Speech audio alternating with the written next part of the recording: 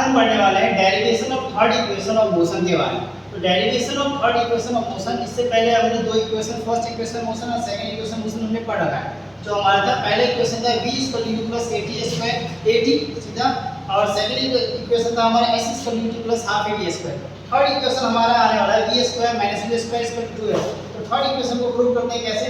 From the velocity हमारे पास graph as it is, जैसे पहले दो इक्वेशन में था वैसे ही ग्राफ है हमारे पास। इधर टाइम दे रखा है, इधर हमारे पास क्या दे रखी है, v दे रखी है हमारे पास, इधर u दे रखा है हमारे पास, ठीक है। और इधर ये टाइम दे रखा है। यहाँ पे हम चलते हैं from the velocity time graph, the distance s दे रखा है हमारे पास, डिस्टेंस को हम s नाम से लेते हैं, by the travel by the object time t moving under the uniform acceleration. Uniform acceleration पे चल रहा है ये in a given by the enclosed area है। वो एरिया हमारा क्या है, ट्रेपीजियम लेते हैं। अब ट्रेपीजियम को हम कह सकते हैं कि area of rectangle plus area of triangle हमारा होता है, ठीक है। तो डिस्टेंस इसका जो हमने लिया है यहाँ पे एरिया ऑफ ट्रेपीजियम OABC, अब OAB और C आ गया हमारे पास। अब यहाँ पे हमने एक स्टेप क्या किया, स्टेप कर दिया। क्यों? यहाँ पे हम चाहते तो लिख सकते थे area of rectangle plus area of triangle लेके कर सकते थे, लेकिन हमने डायरेक्ट कर दिया है। तो हमने एरिया ऑफ ट्रेपीजियम में जितना भी हमारे पास रेक्टेंगल या ट्रायंगल है, हमने OA + BC * OC अपन में हाफ डाल दिया। ये हाफ किसका, एरिया ऑफ ट्रायंगल का। एरिया ऑफ ट्रायंगल कौन सा, ये वाला एरिया ऑफ ट्रायंगल, ये रेक्टेंगल, इसी के बेसिस पर हमने किया। तो हमने OA हमारे पास क्या है, OA हमारे पास U है, OA हमारे पास क्या है, U है, जो कि ये से ये हमारे पास B है, और ये tan T हमारे पास, ये tan T हमारे पास।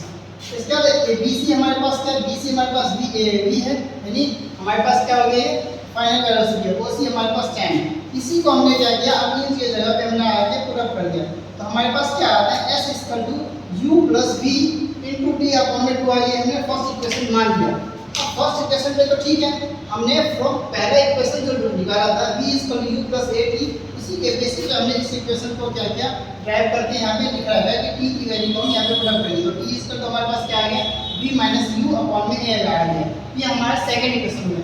अब इन दोनों इक्वेशन के बेसिस पे, इन दोनों इक्वेशन के बेसिस पे इस इक्वेशन को हमने प्रूव किया। देखो कैसे, s = st की वैल्यू को हमने यहाँ पे पुट कर दिया। तो फर्स्ट ये s = v + u हमारे पास था, इसके बाद हमारे पास u v - u आ गया। अब इसमें क्या करते हैं, अपॉन में 2 आ गया। अब इसको v को एक बार इसके साथ मल्टीप्लाई, एक बार इसके साथ मल्टीप्लाई करेंगे, वैसे u को एक बार इसके साथ मल्टीप्लाई, एक बार इसके साथ मल्टीप्लाई करेंगे।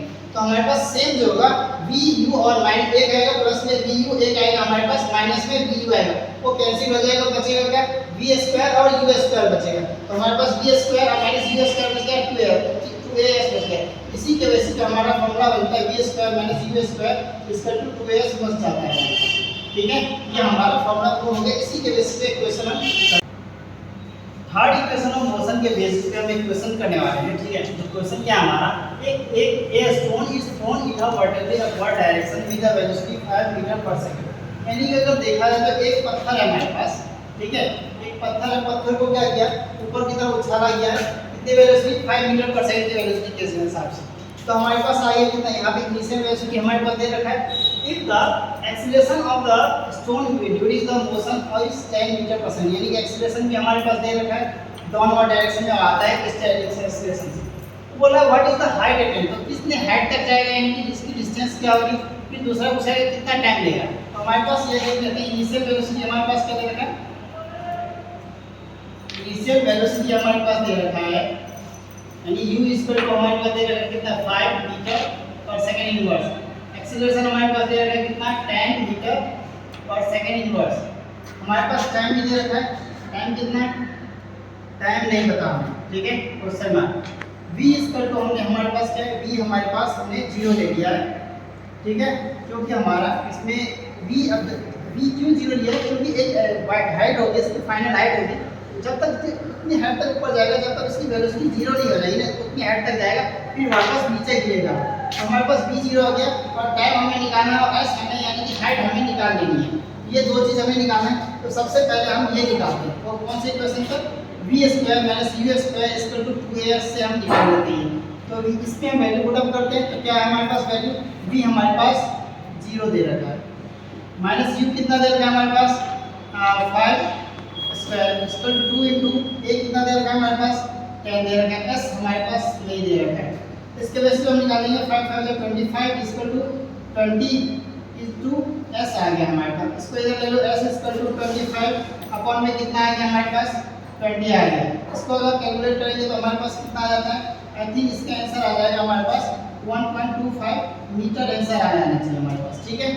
इसी के बेसिस पे अगर देखें तो हमारे पास दूसरा क्या निकाला, टाइम निकालना है। तो टाइम में हमने क्या निकाला, v = u प्लस 80 ये आ गया। इसी के बेसिस को हम सॉल्व करते तो निकालते हैं, हमारे पास क्या आ गया, v हमारे पास क्या दे रखा है, v हमारे पास 0 दे रखा है, u हमारे पास कितना दे रखा है, u हमारे पास 5 दे रखा है, प्लस a हमारे पास 10 दे रखा है, इनटू t हमें नहीं पता। इसके बेसिस पे हम निकालते तो हमारे पास माइनस का 5, ठीक है, सीधी बात इक्वल टू हमारे पास कितना आ गया, 10t आ गया, ठीक है। अब t इक्वल टू अगर सीधी बात करें तो हमारे पास -5 अपॉन में 10 आ जाए, 5 टू 10, ठीक है, यानी -1/2 आ जाता है हमारे पास, यानी टाइम कितना आ गया यहाँ पे देखें तो 0.5 सेकंड का टाइम आ जाता है।